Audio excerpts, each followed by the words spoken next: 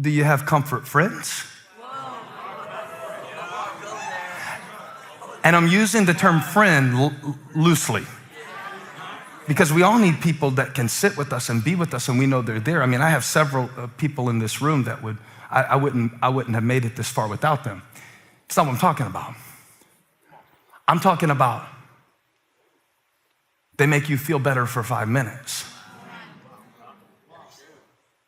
Like, I'm not saying you can avoid them or cut them off because you got to show love like Jesus, but I just want you to identify this because I think some of us are drawn to relationships that keep us in chains, and we like the chains because they're comfortable. And when we meet somebody who would really challenge us to change, we push them away. I like chains. It feels comfortable, but it's not safe. It's not safe. You know, there's a difference, right? It's kind of interesting to me that we not only have comfort foods and sometimes comfort friends, comfort phrases, things that we say to make ourselves feel better, like excuses we make or we blame, comfort phrases, not just comfort foods, comfort phrases. We feed ourselves these lines. Oh, well, that's why I'm like that, and I never do that, and well, they can only do that because of this and that, and well, nobody really loves me. That's just all a way to keep us in the comfort of our dysfunctional life. And you see it in the Israelites, but you got to feel for them because they've been in the wilderness for a year now. 1 year. 1 year, and they've been eating the same menu item called manna. The manna is kind of difficult to describe to you. One is because we don't have the same version of that now. I can't bring it up here, pass it around, do communion with it. You're not getting this at Whole Foods. And I don't know that it was very delicious, but it got the job done. And some seasons God will provide for you with something. It's not necessarily like savory, but it'll help you survive. And some seasons in our life are like that. When they saw it, manna literally means, what is it? It was brand new to them. Didn't taste like anything they've tasted before. But you gotta imagine, like the way it would work is when the dew would appear, the manna would come, and they could get enough for that day, right? Give us this day our daily bread. That's how God provides for you. Enough for right now, enough for right now. And there will be more for the next day. But you cannot reach into tomorrow and pull in today's peace or supply or joy or anything like that. That's where you get stressed. That's where you start wanting to go back to Egypt, start thinking about the future or the past. All these things are dangerous. But what was it like the first day they saw the manna? Wow. What is it? I'm curious. Wow, there's this strange, sweet food on the ground. It's like honey-covered wafers. It's a strange taste, but at least we're eating. Remember, God wanted to bring them into the promised land. They tasted the grapes of Canaan, but they forfeited their right to the fruit of that land because of their lack of faith. So this put them in a position of circling in the wilderness, and they've been there for 1 year now. And the manna has gotten monotonous. The miracle has gotten monotonous. All of us complaining, ungrateful people, get ready because I'm coming for us. The miracle got monotonous to you. I thought that's how it said it in the verse. Put Numbers 11:6 up there again so Jenna can see it. She needs to see this. We've lost our appetite. We never see anything but this manna. Like how you felt in quarantine looking at John Sal every day, looking at that same guy every day. You remember when you used to see him up on stage praising God? Oh, if I could just be with that man of God with his anointed vocal cords. And then about month 3 of quarantine, month 4, you're looking at him like, what is it? You know, it's changed from a statement of possibility to predictability. And now I'm bored with this. Used to watch Elevation online all the way across the world. Now it's 6 a.m. rehearsals. What is it?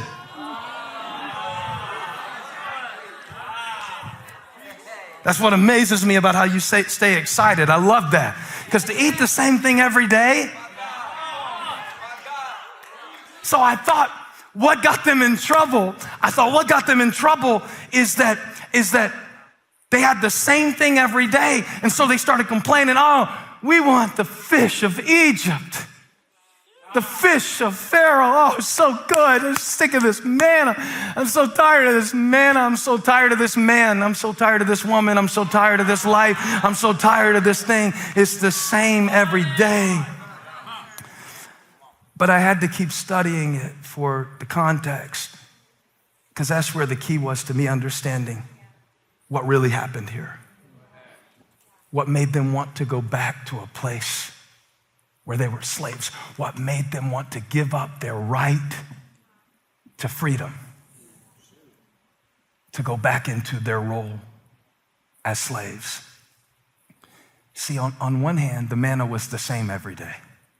Never changed flavors. It's like God put a HelloFresh in the wilderness, but it was the same. It's like it got locked on the same, all right, the same meal every time. And you keep waiting on it to change, and it doesn't. At the same time, while everything was the same every day, same wilderness, same food, same diet, same. Same old crap, same old patterns, same old me. I asked the Lord one year, could I just have somebody else's dysfunctions just to try them on and see if I liked them better? You get tired of your own.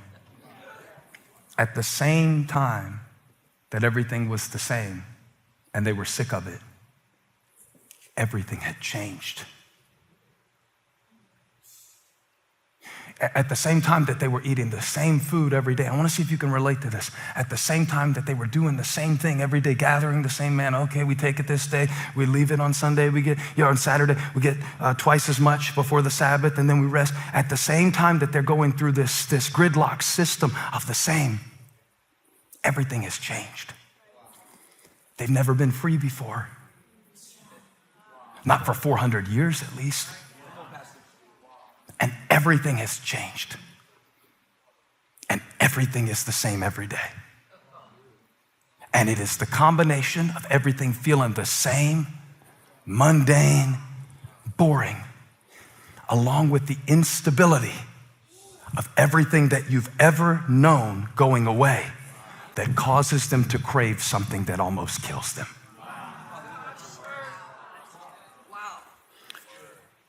Do you think this is a little bit like us in the year 2021?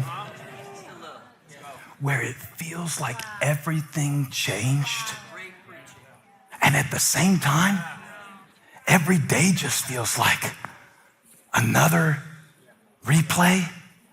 The same bad news, the same fear. Because look, everything, I got to tell you the whole story. Because if I just give you a compendium of this, you will miss the essence of it. It's really important that you get inside of this. They had to move constantly in the wilderness. And they had no, you ready? You ready to see how relevant the Bible is? They had no schedule for it. So every day it was like, am I taking my kids to school? Am I gonna drop them off at school? Am I gonna drop them in a river? Am I gonna homeschool them, cook them lunch? What am I gonna do with them today?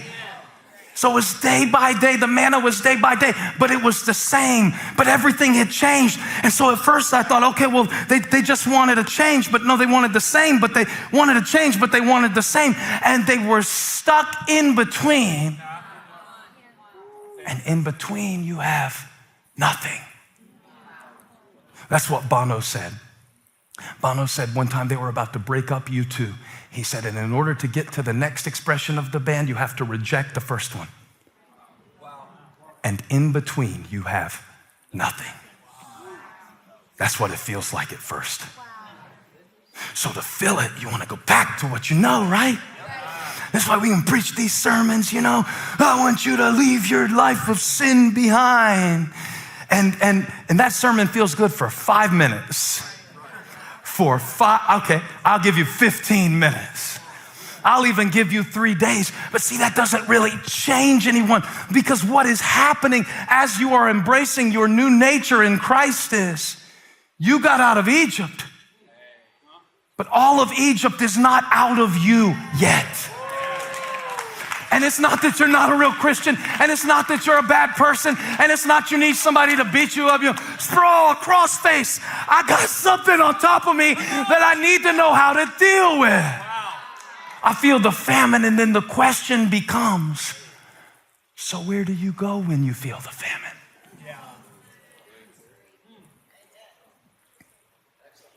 When you feel alone, when you feel ashamed, when you feel afraid. I heard it this way in my mind: fruit or fish. Not that one's bad on a dietary level. I'm no nutritionist, promise you that. I can't teach you about boiled peanuts and the correct way to eat them and the exact time to eat them. We could teach you these things in another seminar at some point.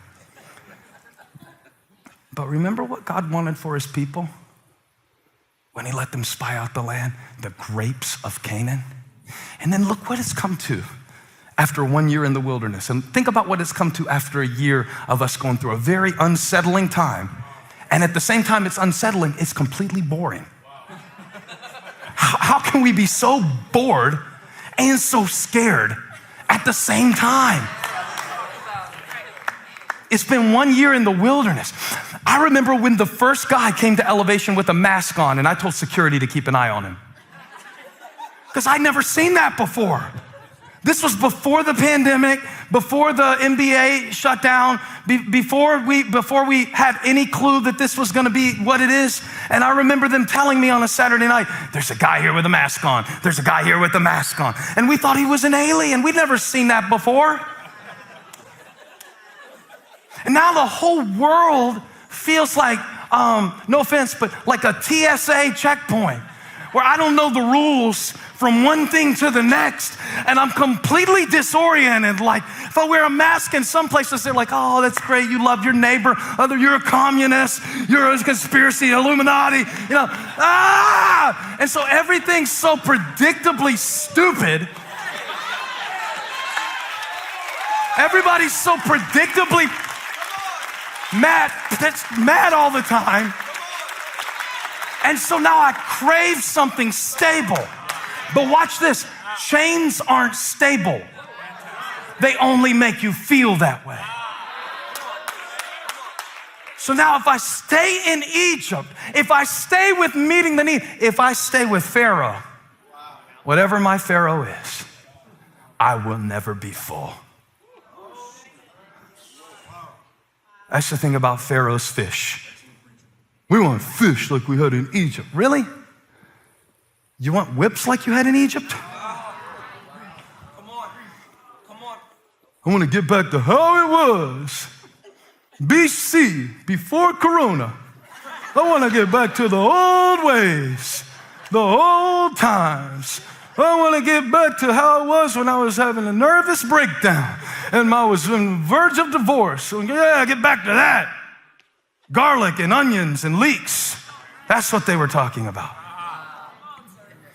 And the reason they were thinking about Egypt's garlic is because they had forfeited Canaan's grapes.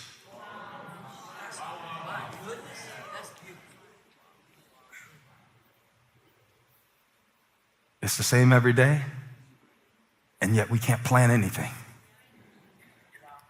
And I just thought, I got to preach this because it feels like it belongs in a newspaper. It feels like it was written for us. We're hungry. We're hungry. And we got to decide whether we're going to crave the fish of Egypt or move forward into the fruit of Canaan. The manna was never meant to be permanent.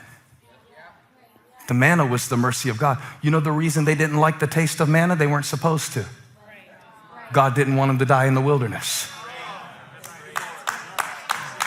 So he's using those things to get you going forward to the grapes. He's using these things. He's using this dissatisfaction so that you don't settle in a place of survival, but you step into everything that he has for you. And some of us were going to die in the wilderness, but God allowed us to lose our taste for comfort food.